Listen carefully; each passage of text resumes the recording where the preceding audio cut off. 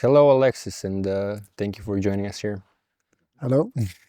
Yeah, let's start with your involvement in the Bitcoin scene with organizing meetups and. Yeah, so I mean, we're in Switzerland, and indeed, I started in Geneva in 2013. There was like one person that I met who started the first Bitcoin meetup, and I joined him immediately, very quickly, the second meetup maybe, and then we really pushed the meetups in Geneva since 2013. And from there, it was like crazy places because it was places where people really early, really crazy people were meeting up. We had a lot of people traveling and visiting our meetup, which was at that time quite famous, small but famous. And yeah, and then all the business also was created from there. So this is where I met all my first co-founders, and we created a Bitcoin broker in 2013, which was the first one. We had a Bitcoin ATM machine in the restaurants where we were gathering for with the meetup. And then this was like 2012, 13 and 14, yeah. Okay. It was really early, and so we were in the national news several times because there was like, when the price of Bitcoin went to 1,200, and when there was the first ATM and the first restaurant accepting Bitcoin in Switzerland and so on, or at least in Geneva, then we had this kind of like visibility. It was really a cool time, and it was also a place where a lot of people meet with each other, and they decided to make businesses. And that's happened with me also. We created a business, but then we created the business in Neuchâtel, which is another city in Switzerland, because Geneva was a bit too big in terms of like the financial world. And if you try to build something around Bitcoin in 2013, 14, they look at you like this, you don't have $1 million to start. No, we have like 50K. My own personal, what I was able to save from my job and everything. So we moved to Neuchâtel, which is a much smaller economy. I mean, not smaller in terms of like volume, but in terms of like people, it's like smaller companies. And when you create a small company there, it's like much more accepted. And then we recreated the meetup in Neuchâtel, and we call it beer to beer as a concept. And also like before the beer to beer, it's happening every Thursday in Neuchâtel. So it's like every week we go to the same place and we have a drink. We discuss what is happening in the world of crypto. And before that, sometimes we have a presentation that is happening. And we ask either someone who's coming through or someone from the local community to present something. And so in a small town of 30,000 people like Neuchâtel, we have like constantly 10 to 15 people who are coming every week to this meetup. So it's a very big meetup if you compare to the size of the...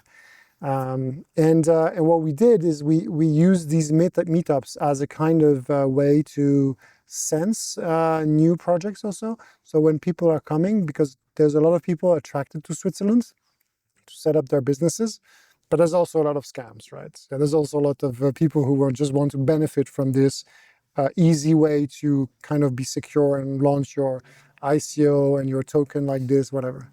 So we kind of like collectively decided that we wanted to not have this in Neuchâtel, while other places like Zug, they don't care.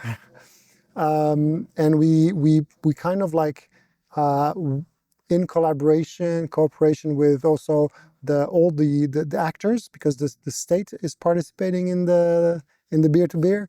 There's one representative of the state who is coming there, and we kind of like sense new projects when they're coming. We ask them, oh, you should present. We talk, and then we get a sense of is it a scam or not, right? And once that happens and it's not a scam, then it's easier for all the rest of the community, the ones who are not technical or who are not very commercially, they don't know what is happening, but they're like good lawyers, good fiduciary people, good, I don't know, the business registry, all the people who have to execute around a company, a project. They're part of the community, and then they can help. And so that's why when you start your project in Neuchâtel and you went through the beer to beer, it it opens up doors for you. And then this was replicated we have a Telegram group, and it was replicated in other places of Switzerland like Jura, Bienne, Lausanne, Geneva. Then started again. It was kind of going down, but now it started again, and they took the same principle. Everyone has his own small Telegram group, and then we share the program between each other. And so we're kind of a collective of small cantonal groups that are doing the presentation. But Neuchâtel, I think, has a kind of special little place there. Yeah, it's such a small place, but such a big community compared to exactly. the fact such a small place. And so I assume there was also a group where the organizers from all the cities were, or do you just talk like peer-to-peer? There's a Telegram group, and actually what is interesting is that it's very simple. It's self-organized right now, but it went to the point where in Neuchâtel we have a co-working space. We have few co-working space, but one of them kind of like by chance, there was nothing planned, took most of the crypto companies and the Bitcoin companies went to the same co-working space. And this guy had a good success. The co-working space was growing, not only with crypto, but also because post-pandemic, he had a lot of people wanting to have a co-working space. And now he needs a new space. So we're in the process of the building is being rebuilt right now, but there will be like a three floors on a whole building in the center of Neuchâtel, like visible from the people, that will be branded as hopefully Bitcoin center of Neuchâtel, which is actually a co-working space, and with the state participating in there, and you can have crypto experience in there. There will be a Bitcoin ATM. You can pay everything in Lightning, and you can of course rent a place there. My offices will be there, and then you can have a kind of showroom of Bitcoin in the middle of Neuchâtel, because until now we were pretty hidden. The community was always a bit hidden. You had to know. You have to know the Telegram group. You have to know the place where we meet. You have to know when the presentations are happening. And now we're going to open up a little bit more to the public. So we'll see how it goes. But that's a big step for the local community. And in Romandie, in Swiss, in the French-speaking part, it's the first to have like a actual building in the streets that will showcase Bitcoin, blockchain, whatever. Yeah, and you said it's in the main street, kind of. Yeah, in the main streets where all the buses in front. It's a walking street with buses. It's in front of Swisscom. It's next to one of the busiest. It's next to the Burger King and next to the most busy bus stop of the town. So it's like really, really in the center. People won't miss it. Cool. And how did you sort of market the event early on? Like when you first started with meetups, like where did you find the people? Is just the people that you already knew? Or? It was just the people around us, right? And then people bring a friend, and that's it. Really like this. And then fast forward 10 years from this like 15 people meeting up. Now you have this whole building with 3 stories that's being renovated for this, and there's probably more than 15 companies that are. So we're counting 50 companies, 50 companies in Neuchâtel only. Yeah. Wow. That's the official number of the government, right. Around crypto in general. Yeah. Cool. And probably 100 or 200 people working directly or indirectly for the industry. For a small town like this, it's huge. Yeah, I come from a city of 50,000 people and there isn't even a meetup, so I can relate. But what was I gonna say before that? And also like Zug is brand is the crypto valley, but like most companies are just registered there, but don't have an actual office there or people actually working there. Whereas in Neuchâtel, you said like a much bigger ratio of people actually being there. I think so. Yeah, I think so. So we have fun with the crypto valley. So crypto valley, if you translate Latin, right, it's like the hidden valley. Crypto is about hiding, right? Right. So okay, and then you had people in Lausanne and Geneva. They teamed up together and they say, oh, we are going to build the Trust Valley, because they want to show that they can provide trust in a trustless ecosystem. It was a bit weird, but okay, they want to do the Trust Valley. So we made a joke out of this in Neuchâtel, and we say, well, the quote, "Don't trust, verify." So we are the Verifier Valley. I love it.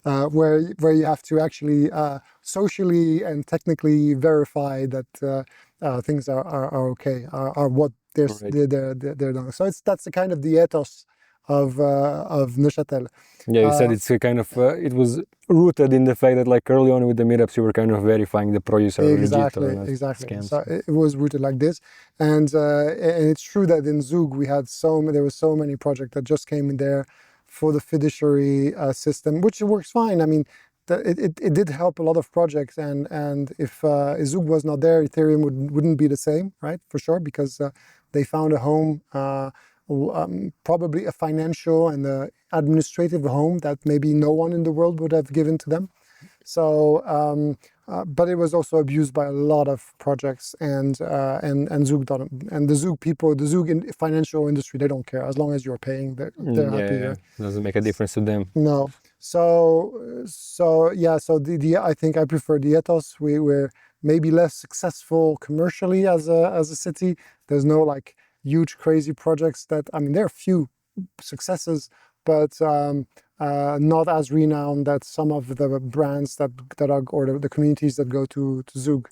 But I think it's a bit more stable in Neuchâtel. And indeed, people, the deal was always that if you set up your project in Neuchâtel, you have to have local people who are invested into your project. Like not just like a fiduciary who's a board member and that's it. No, it's someone who's rooting for the project and who's doing some administration or some technical or like something. Right, that's cool. So at NIM, for example, I work for NIM, and we have like about 4 people in Neuchâtel already, right? In Switzerland, a bit more, but we have a local presence. Cool. And yeah, you went straight into the next question, which is about what you're currently working on. Yeah, so I moved to Neuchâtel to make a broker called Bitty that now I left completely since after 10 years of co-founding and working there. And this broker is a Bitcoin broker, but we were also helping some projects to raise funds, right? We helped Status, we helped Ether Risk. I remember we helped Definity for ICP. We helped some other Ethereum projects, and we helped NIM at one point. So so I was first as being the broker. I was the CEO of the broker, and I was helping Amir Taki Harry Halpin to raise his funds. And then also I got introduced, we work with Amir on this.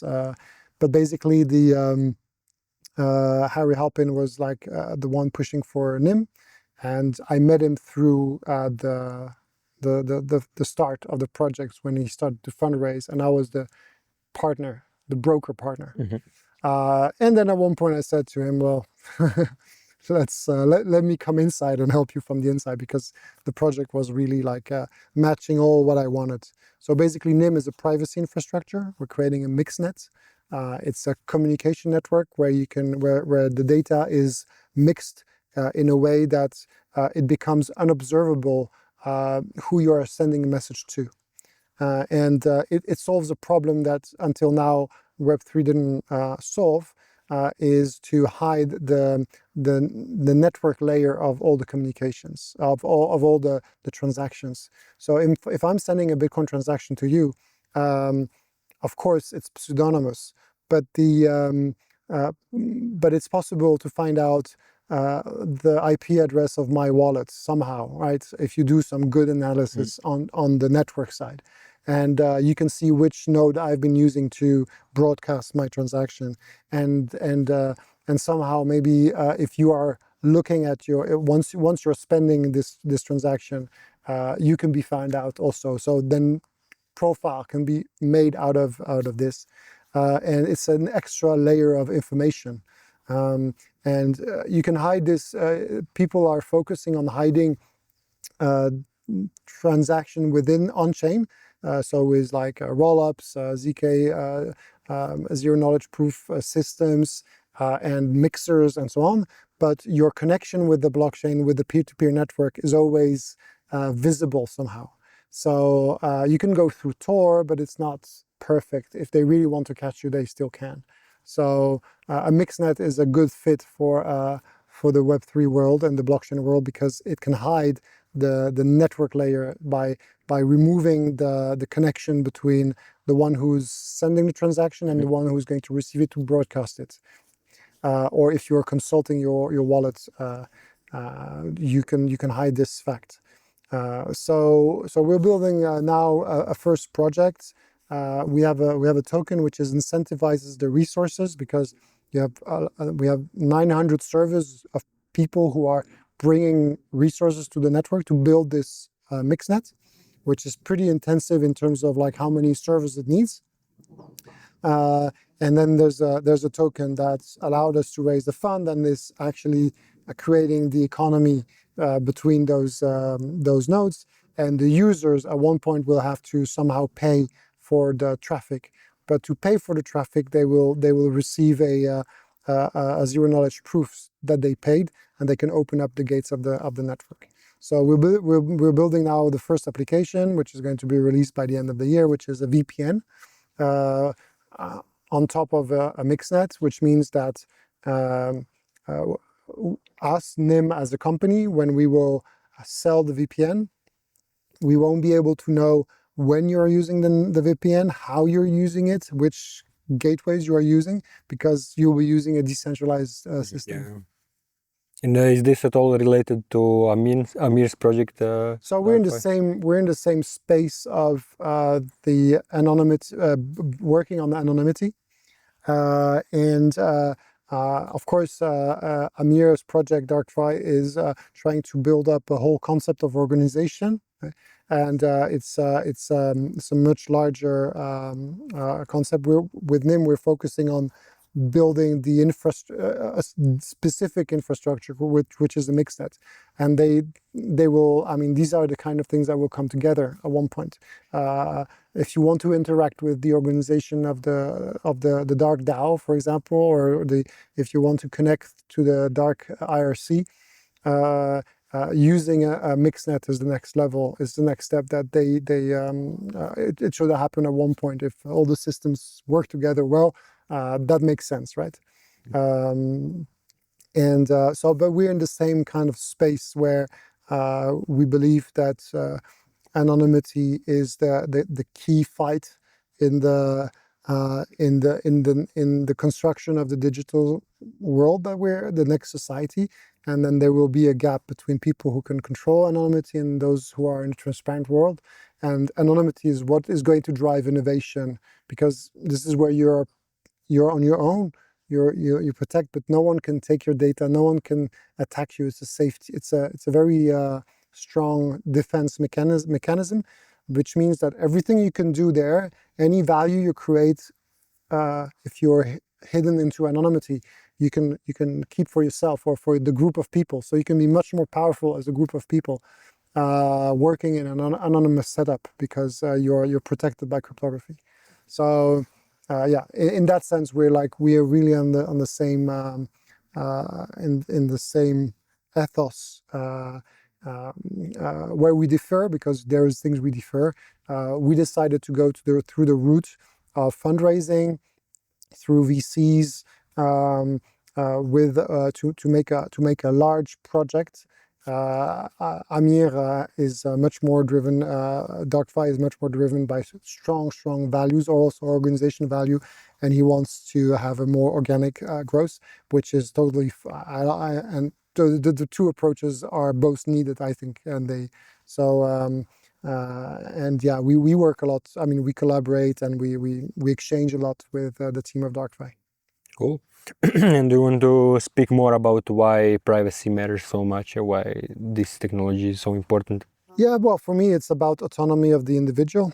That's as simple as this, is your ability to take your own decision.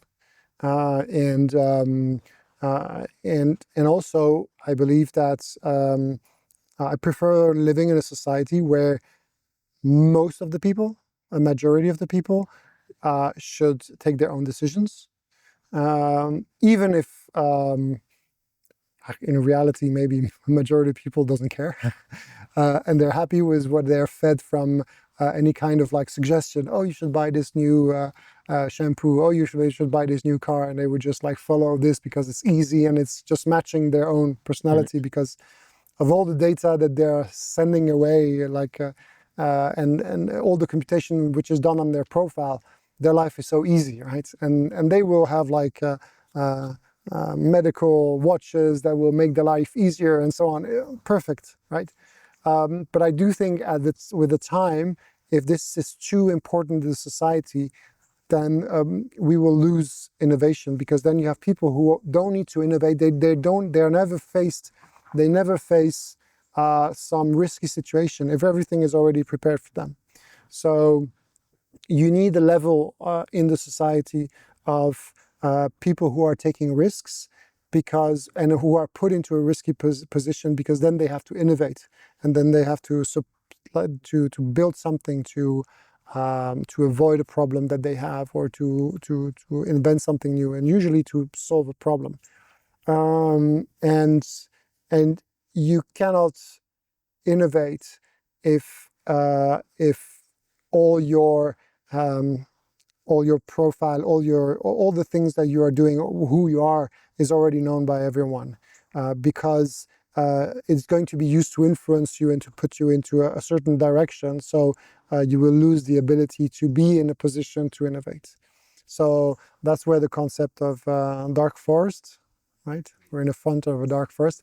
That's where dark forest concept of rose is very important, because it's a place where cryptography is protecting us. It's a bit dark, of course, but it's a place where when we create connections, it's hard because you have to exchange keys and you have to meet with people, and you have to add them manually one by one. It's super hard, but then the connections you have are much stronger, and you can innovate. In a transparent world, it's easy. You just share your contact book, your address book. You just share it to everyone. They share it also, and you can find everyone online instantly. But the amount of data that is taken out of this, and the control people have on you by for example, deciding who you're going to talk to, and Facebook was doing this a lot. Others are doing it too, but Facebook was really like the strongest, where you were going onto Facebook Messenger, and then when you were looking at the feed of messages on Facebook, there were some people close to me that were posting stuff that was not shown. And I was like, why does Facebook decides that I shouldn't see what my cousin says? If my cousin has a new baby, I want to see it. But Facebook decided that I'm not interested in babies, so I shouldn't see it, right? Yeah. And then you lose social interaction. You lose the power there. When you are living in an anonymous system, that cannot happen, because of course you cannot profile a person, and you cannot have an algorithm that is coming to tweak your feed or whatever. Yeah. So this is what is important, and what is interesting is it's also what brought me to Bitcoin. So I come from the open source and privacy world, and I discovered Bitcoin because it was a key tool of autonomy. But I understood from the start that it was like hyper transparent, because it was just built on pseudonymous systems or technologies. And but it was so important to have a financial system that is autonomous, a payment system that is completely autonomous, that it was worth the shot to accept something extremely transparent, and then to build up privacy tech around it, on top of it, whatever. So and now I think it's that's basically what we're doing with NIM to get to that level of a society that can embrace anonymity. Awesome. And I wanted to ask you also, like, how do DAOs play into this, and like your involvement in the original DAO. So for those who don't know the original DAOs, the biggest crowd fund ever, it raised like 115 or 150 million. Yeah, the prices varies. I think Yeah, so that was in 2016. 16, yeah.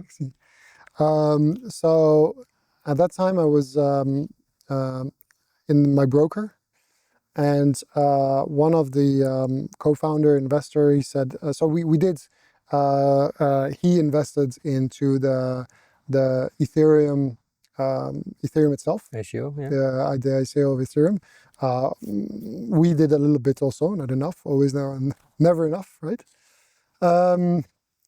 And also, yeah, we were like, because we were in Switzerland at that time, we saw that the Ethereum team was starting to be there.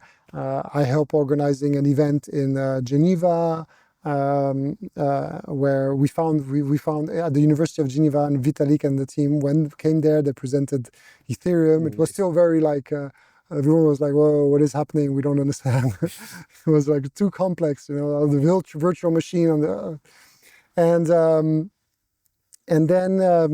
and then yeah, it started, and Bitty, my broker, was one of the first broker to also like be active on Ethereum. So you could buy Ethereum directly from Euro or Swiss franc and buy Ethereum from day one. So we started trading. It was like 10 cents, if I remember, for an Ether, just to give you the where we are in history. And then indeed there was like the DAO project started.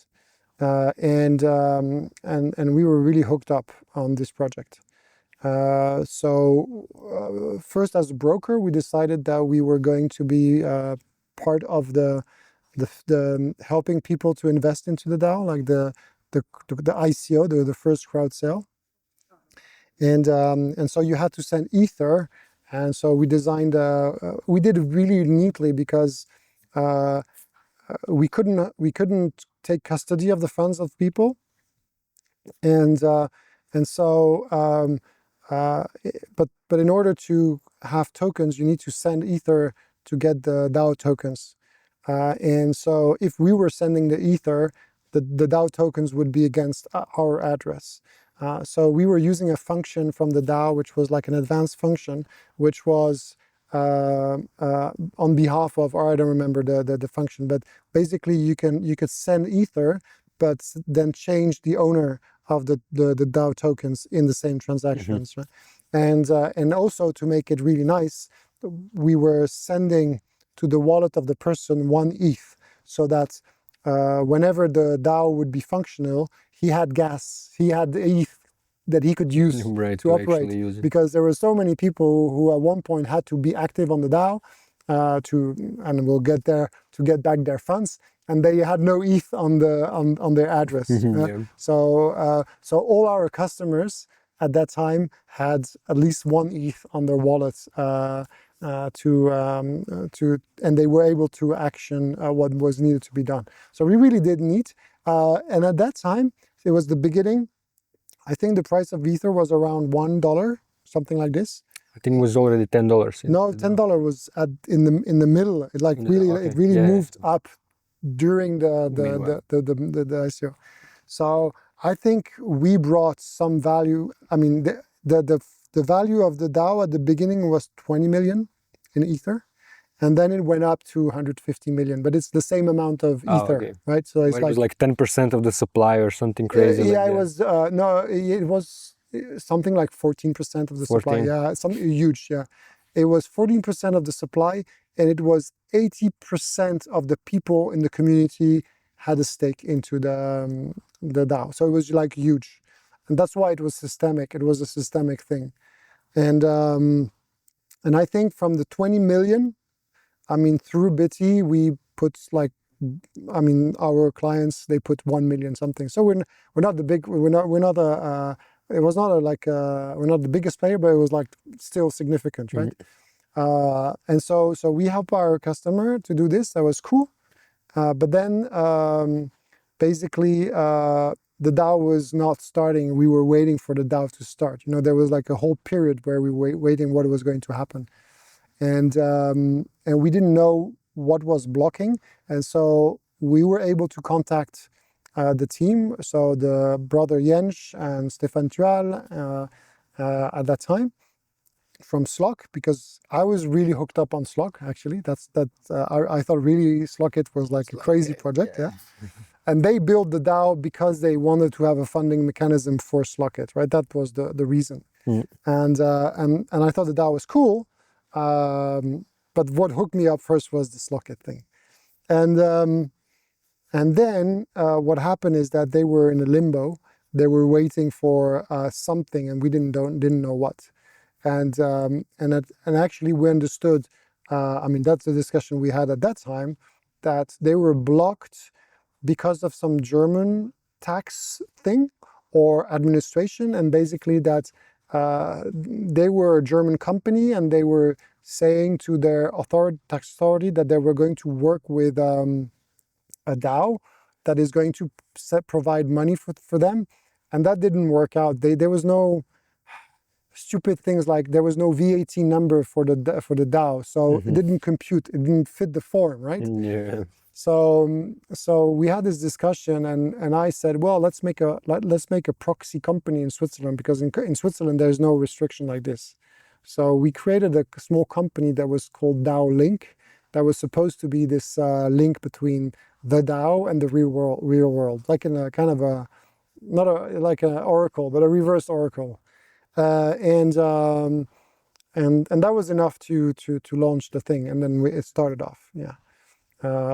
So yeah, we had our like small share. I mean, it was not a huge involvement, but enough to, I mean, I think it was like enough to trigger the DAO after. And the idea of the DAO was amazing. I was making a lot of conferences then in Switzerland, and I was showing the DAO, and I remember like I was basically saying, well, the DAO is a new type of organization. Yeah, we have to like adapt. I mean, it's going to be there. It's not going to disappear. It will morph into something, into different things, but it will be there. So we have to work on it. So what happened is that the University of Neuchâtel, where I am, they actually build up a whole course now on DAOs and blockchain from that moment. And now they're like one of the most advanced university in that field, because they're like since 2016, 17 active, and the first thesis was done around that time. So that was pretty cool. And I was showing this into the financial world, and it was funny because I was showing the Slack of the DAO, because everything was happening on Slack for some reason. And the Slack was a shit show. You had, I mean, it was cool. But basically, everyone was like talking. It was like so disorganized, but you had rooms, of course. But it was like, like Web3 kind of Twitter feed or a Discord feed that you can see now, with a lot of people giving a lot of good insight, but also trolls and lots of memes, right? And so you had the grumpy cat, and you had, I mean, lots of like things happening there. And I was taking some screenshot of the Slack, and I was showing this to people from the financial world in Switzerland. I would say, well, this is an organization who just raised 150 million, and this is how they organize themselves, and they're actually achieving organization like this, right? And people were like, wow, and it was like another world, right? Right. But then the hack happened. Yeah, I had most of my eat in the DAO, so thank you, Vitalik, for the hard work. What was I gonna say? But what was it that really like? I mean, you said Slockit, yeah, but anything else that really like got you interested in the concept of the DAO and like the DAO itself? So for me, it was like so. There's a historical thing, is that I'm convinced that we moved from a industrial era to a digital era, and we moved from a agricultural era to a industrial era, and now we're moving to a industrial era. And these changes are fundamental. So that means that the whole governance of the society is changing. Simple. And from the agricultural era, to the industrial era, we went from feudalism, like with lords and kings and everything, and churches, to more state-based system with state representatives and nation states. These systems were more adapted to an industrial setup. But then, exactly, we moved from the feudal times to the industrial age. We moved from feudalism to nation state. And now we're going to move to something else. But inside this change of revolution, you also had how the organization were changing. So in the Middle Ages, if you want to build up your own project, you could, but you had to comply and you had to follow the rules of that time. And what was the rules of that time? You had to agree with your lord that you could use the land for this. And maybe if you were really successful, you had to marry the girl of the lord, because that was the way to comply, right? Mm-hmm. And you had to pay the church to do some crazy incantation or things around your land so that your factory was not going to burn, right? All right. So that was the system at that time. And then we moved to another system, which was more based on corporations. We invented the corporation, the titles, and the contract, all the contract-based economy. And then so all the commercial and the commercial law and everything appeared in the Industrial Revolution. So the way to organize yourself at that time, so early 19th century or late 18th century, was to make a corporation, and you had titles, you had shares, and people were investing, so or you had a cooperative, or you had an association. The different forms appeared. And there was one form which was the standard form, which is called in French it's société simple. It's like the simple corporation, or the I don't know the English word, but it's the default corporation basically. Everyone puts money in, but everyone is responsible together in the same corporation. Right. And then the law evolved, right? And now that we are changing into this digital era, I see the DAO as the first, a bit like the first corporation was invented and tried out with people. And it was not legal at the beginning. At the beginning, people were just writing on paper shares. There was no laws about shares, right? Yeah. At one point, you had laws that says this is how you make a company, a corporation, and this is how you issue shares. That came after. And here it's a bit the same. We are setting up a new form of organization, which is a DAO, and it is very standard. It has a standard form or a standard setup. And then with time, people try out variants of it. And there's a lot of different DAOs with different rules that are happening. And maybe at one point in history of time in the future, we'll have a social construct which allows us to understand that this is a good DAO, this is a bad DAO, whatever, and what is the DAO for success. And if you want to make a bakery, the best DAO for you is this one. And if you want to make a consultancy project, or or you make another DAO, and if you want to make a political party, you will use this DAO, whatever. So we are at the same stage there, and that's why for me the DAO is important, because it's the first founding block of how organization in the future will look like, and we need to find out what's the detail. Where the DAO was important is that it showed that, and this is what happened, is that it showed that the whole ICO phase, the phase where you're raising the fund, was a success. That was repeated afterwards. But we never were able to run the DAO because it was hacked before. So we don't know. We don't have an example. I mean, now we start to see, we have a lot of failures, but we don't have an example that is known worldwide of a successful DAO that is operating successfully. Except, I might say, maybe that's my opinion, that Bitcoin itself is a DAO. And Bitcoin itself is a successful DAO because everyone is participating in the governance system in a certain way. Maybe people will not agree with me, but I think until now it does make the job, and it's a kind of DAO. So that is that for me, because I'm a lawyer. That was what is fascinating for me, is that it's the first time to design a new form of organization which is adapted to this digital era.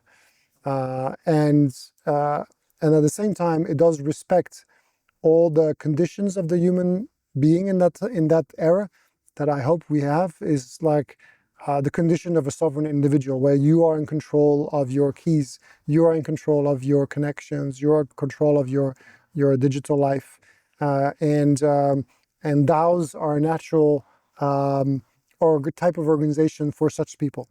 Right.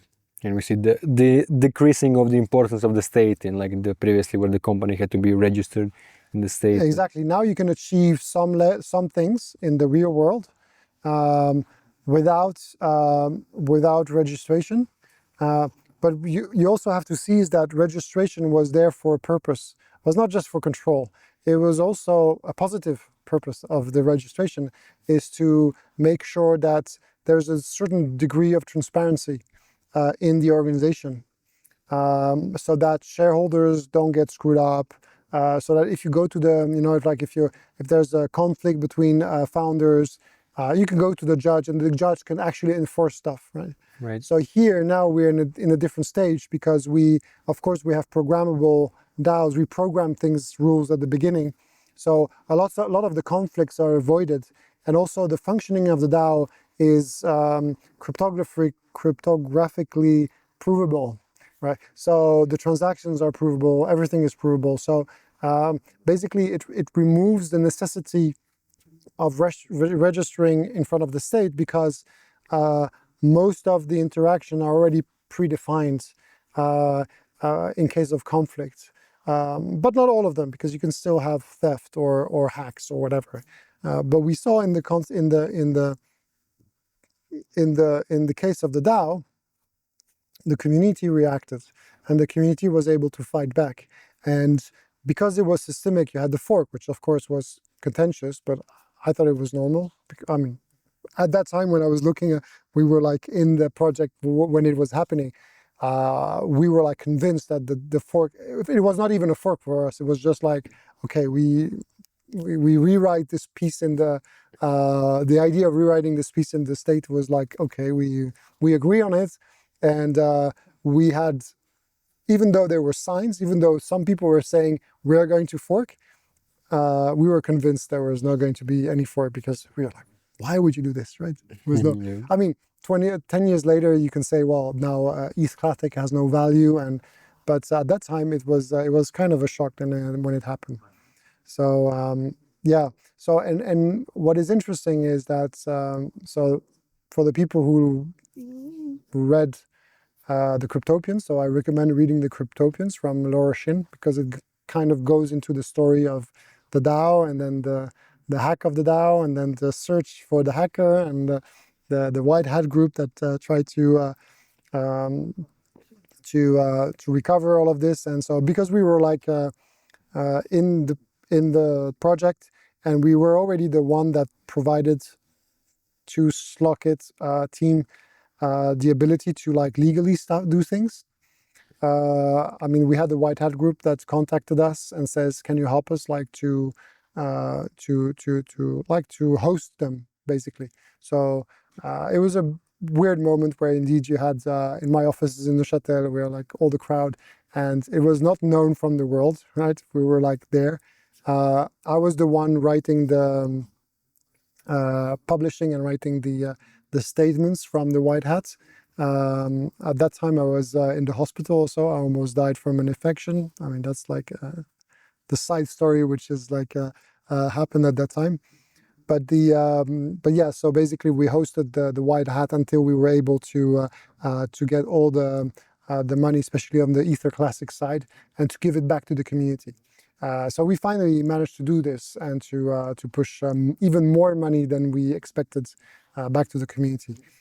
So that kind of like put us also like in the scene, like Neuchâtel from some group of people was known that, yeah, okay, like some kind of these kind of weird operations can be achieved in Neuchâtel with some kind of degree of protection, and where we can organize the stuff to get them executed, to go until the end of the process. All right, moving into the final question. And so yeah, you're from Switzerland. Yeah. And you said you've also been involved in the governance of, I mean, everybody's involved in the governance of Switzerland because it's the only direct democracy that exists in the world. But you said you also helped shape some of the specific legislation.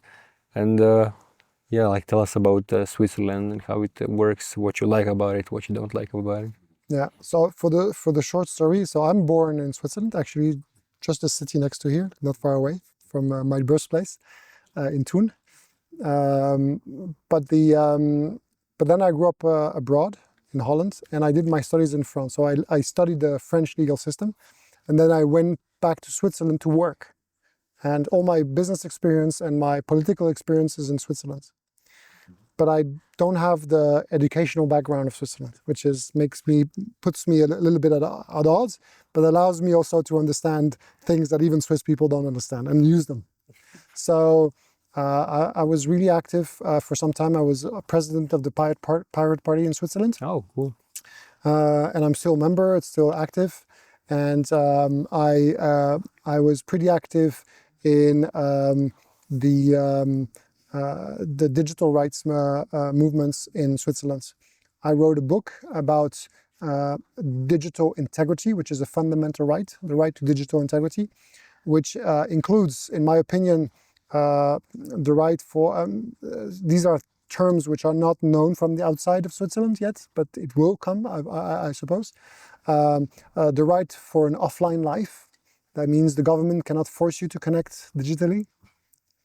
The right not to be judged by a machine, for example, or the right not to be surveilled, measured, and analyzed.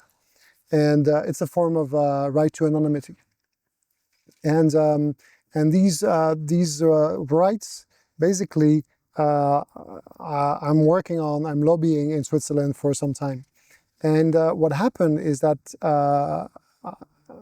after we organized a legal conference at the University of Neuchâtel and some other events and news articles, suddenly it was picked up by some local governments. So the government of Geneva, the local parliament, we did some lobby, of course, but they pick it up and they said, oh, let's propose this and put this into our constitution.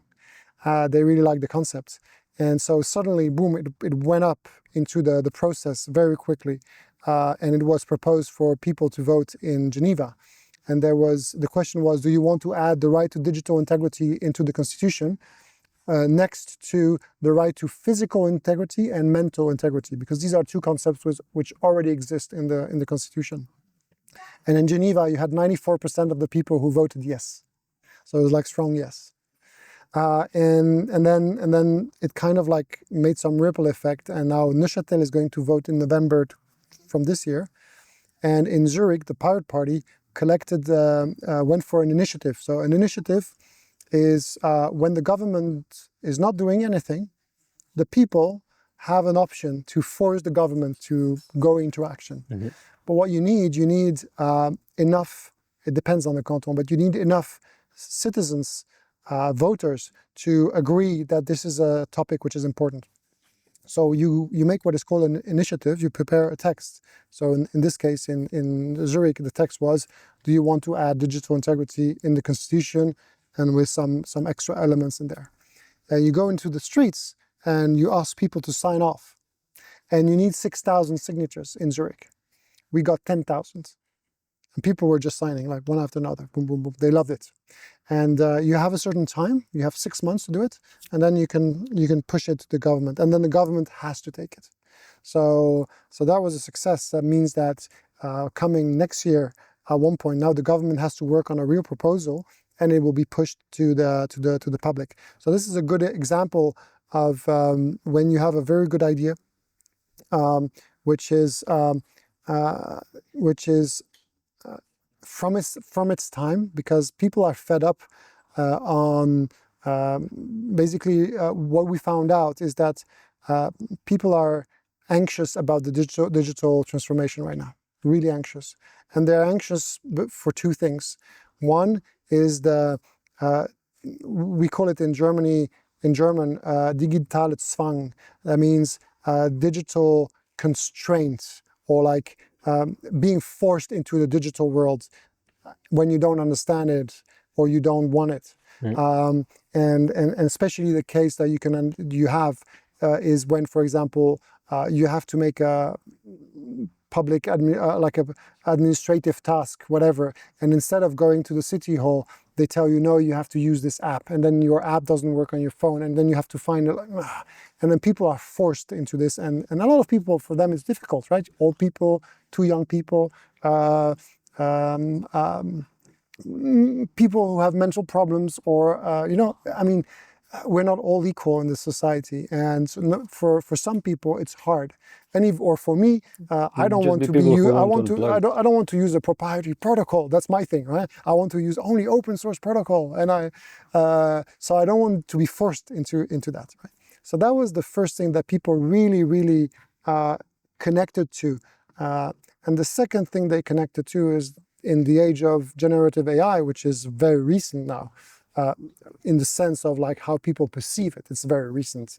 The right not to be judged by a machine, for them, it like really opened up their mind. It's like, yeah, we don't want people in the administration that just throwing data into AI stuff that will take decisions for ourselves. It will go wrong, right? There's a natural feel that that's not okay. So, and when you're in the situation where you have these forces that are in place, it's very, you have an easy pass as an individual in Switzerland to propose and to push the ideas inside the society and to get to a vote. And maybe the vote will be no. Oh, okay. So we had votes that Swiss people said no. It was supposed to be a progress, but the people voted no. So we have a democracy system here in Switzerland where one individual who has a strong idea can actually make a difference, but it's a matter of like connecting socially with other people. You have to convince people. You have to tell people. Right. You cannot brute force your way, saying this is the idea. It's better than everything else. So you just do it. No. You have to go around and talk to the people and get people to understand it's going to be valuable for them, and so on and so on. And then at one point it picks up. And now we're in the stage where this specific idea is going to pick up. For me, this idea is also a Trojan horse, because behind this idea, I have the idea of the right to anonymity. I want to be able to, and we're going back to the privacy discussion we had before, is that working on the autonomy of the person, pushing the concept of a digital autonomy through the protection of your digital integrity, will force people to understand, to realize, I hope, that you need anonymity and privacy behind to enforce this. So that will be my next fight, but I can only make it if we can show tools which are already working, so they can visualize this. People need to feel it, so that's why NIM is important. That's why Darkfire is important. We need to show tools. We need to integrate into the Swiss society the usage of these tools as a normal basis. And I'll give you an example also, is that Switzerland is a country that is made out of a lot of Verein, which is like association. It's a common form of organization. You do an association for whatever you want, for your school, for inside your company, for your industry, for religious reasons, for whatever. And making an association in Switzerland is basically, the rules are, you write up the article of association on a piece of paper. You have to have 3 people around the table that are signing the documents, and that's it. It's legally binding. And then you can go and open a bank account, hopefully. Wow. Yeah. So it's a very simple process, which means the whole Switzerland is just a country full of associations, everywhere. And which means that there is a use case in Switzerland to have tools for these associations, so that it's as easy. And I wish that we will have one day an dark DAO. We won't call it dark DAO. We'll call it Swiss association template or something like this, right? But it will be effectively a dark DAO, completely anonymous, that people would use with their wallet, and they will just like create a kind of multi-sig system and instantly have their association set up, and that will be used for political association for all the associations in Switzerland. But then it will include all the anonymity part inside. Yeah. So I think we can achieve that, because then it's a matter of like showing them that it's so easy to create an association. They know it's easy, but it will be easier even. And Switzerland is also a place where you can easily contribute to like changes of law. So I explained how I initiated some changes, but also like when the government is making laws, you can participate. It's not perfect, because sometimes you say something and you feel it's really right, and they say no, you're stupid. So that happens, but at least there's a process. And what is interesting with this process is that it's all public. So you will make a contribution. So you have to write up. They will propose a law. You have to write up your contribution to Senate, and they will publish it. And even if in the final report they will say that your idea was stupid, it's in the record. And when you look 20 years later, you can actually say, well, actually, you see that idea was not stupid, because now we have to face the consequences, or we told you, or whatever. So that's a very strong process, which is one of the bases of the Swiss democracy system. There's few others, right? The way the cantons are created, the way the subsidiarity between the level of powers is inverted from most of the countries. In Switzerland, the power resides in the commune, and then it's delegated to the canton, and then delegated to the federal government. In other countries, it will be other way around. The power resides in the nation state, which is delegated to the region and then delegated to the city, right? And the fact that it's like upside down like this, it changes the whole thing.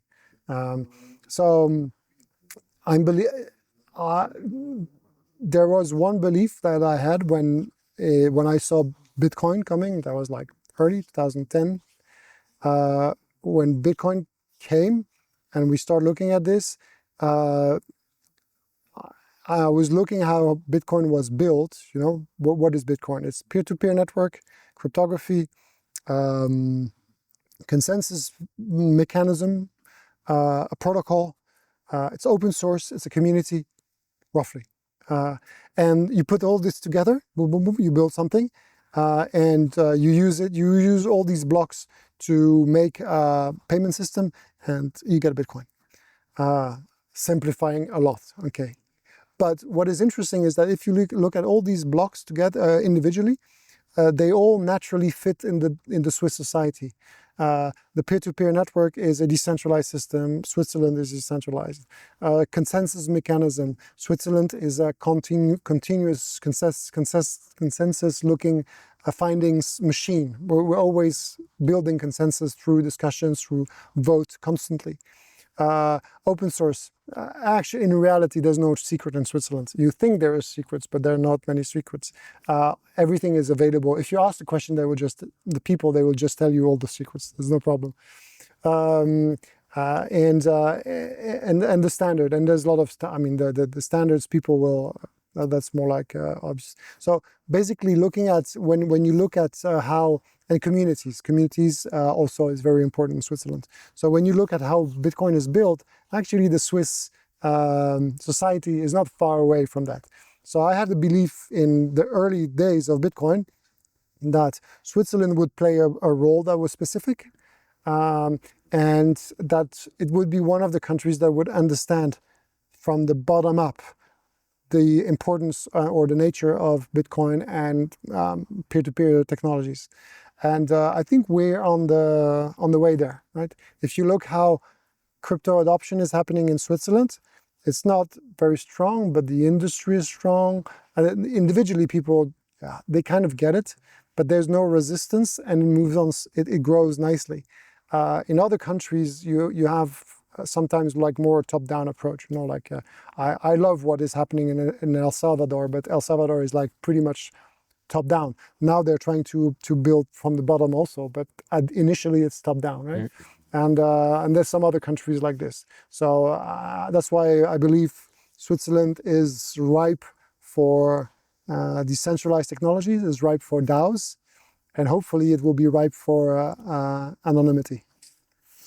Yeah, we got a talk from somebody else from Switzerland talking about how Switzerland is also full of cooperatives and how there's a huge alternative currency as well. There's a lot of parallels here between Switzerland and crypto. Okay, so yeah, for the final question, yeah, what is like your hope from Switzerland? Like, what do you think we can achieve with the event here? What can crypto gain from Switzerland, or the other way around?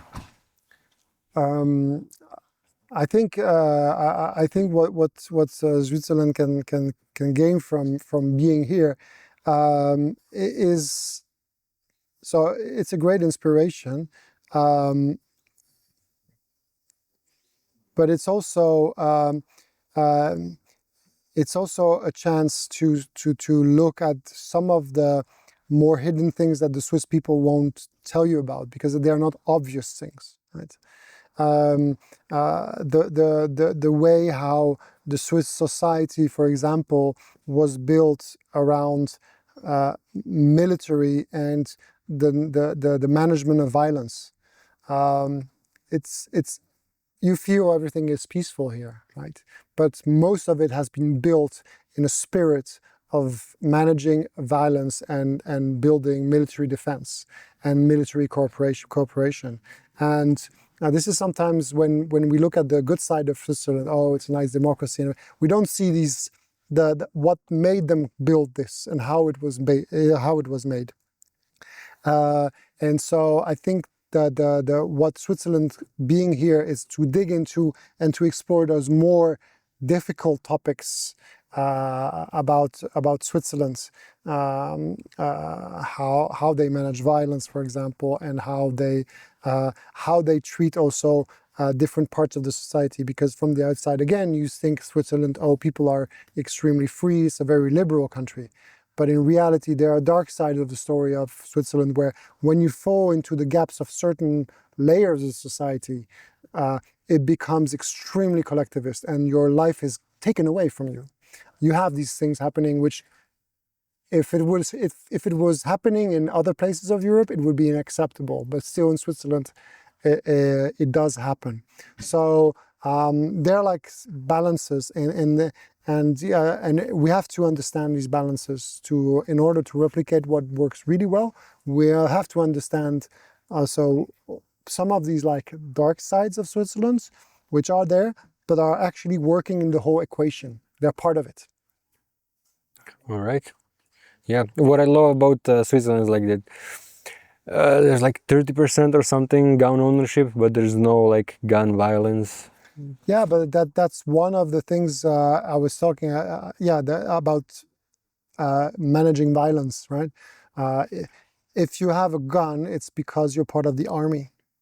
And so, yeah, you have a lot of guns, but most of the people who have guns have been through training, had to have had 20 years of like military experience, being a civilian, and also not being just military, but being a military and a civilian at the same time. It's a concept of militia. And this concept exists in the US Constitution, right? So if you read the amendment about guns ownership in the US, you will see that it starts with like everyone is free to bear arms, but in the context of a organized militia. Right. And this concept of militia here is still very live. It exists. And the concept of militia is just the normal army. We call it militia, but it's the regular army.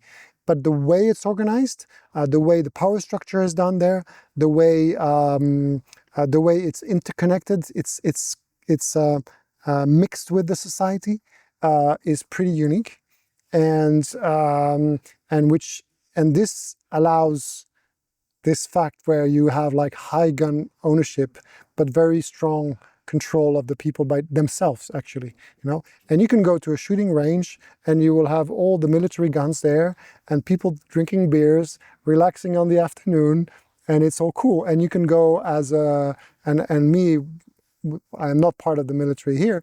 I can still go to the range. I can still shoot if I want, and it's like really welcoming. It's no problem, and I have no fear that one of the guys around me is going to turn around and shoot me. It can happen, of course. I mean, so you always have some crazy people, and we have problems, of course, too. But the level of problems compared to the number of guns is like ridiculous. But yeah, but it's. The management of violence and the fact that we don't have gun violence is deeply rooted in the culture of Switzerland, and it's very hard to reproduce. It would take centuries for another country to do so.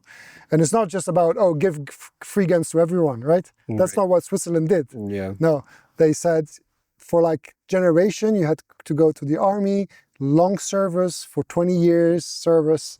Every year you go shooting, mandatory shooting. So you have this like very strong education that that goes with other, and also like the sports. There's a high number of clubs, and like shooting 300 meters, 300 meter shooting is like it's a Olympic how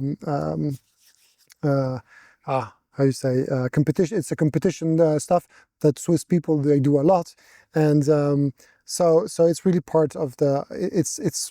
It's not just the gun ownership, like, oh, I'm free man, I defend myself, and I'm no.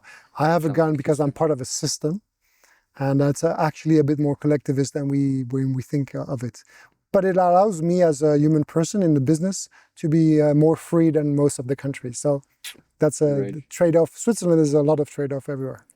It's also related to direct democracy, like you can't apply it, like there's a, they said like 700 years old history in Switzerland with cooperatives and collective governance and all of that. Super fascinating stuff. This could go on for hours and hours. So, I'll just end on one quote of someone.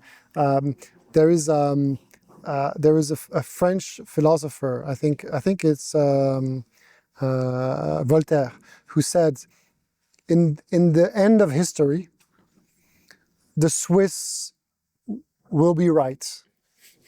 In the sense that the way Switzerland is structured is going to survive history, and they will go through without too much problem, right? And then there's a Swiss philosopher that added upon. They said, yes, but as long as they talk about it. Which is the Swiss culture. Which is the Swiss culture of not talking about it, as we have like sometimes. So I think it's fair to, and that's why it's good to have these kind of like inspiration coming here, inspiring ourselves from this, because Switzerland will not talk, Swiss people don't talk about it. So sometimes you need to dig in and find out what's really happening. Awesome. Well, thank you for joining for this thank you. informative conversation, and thank you for listening.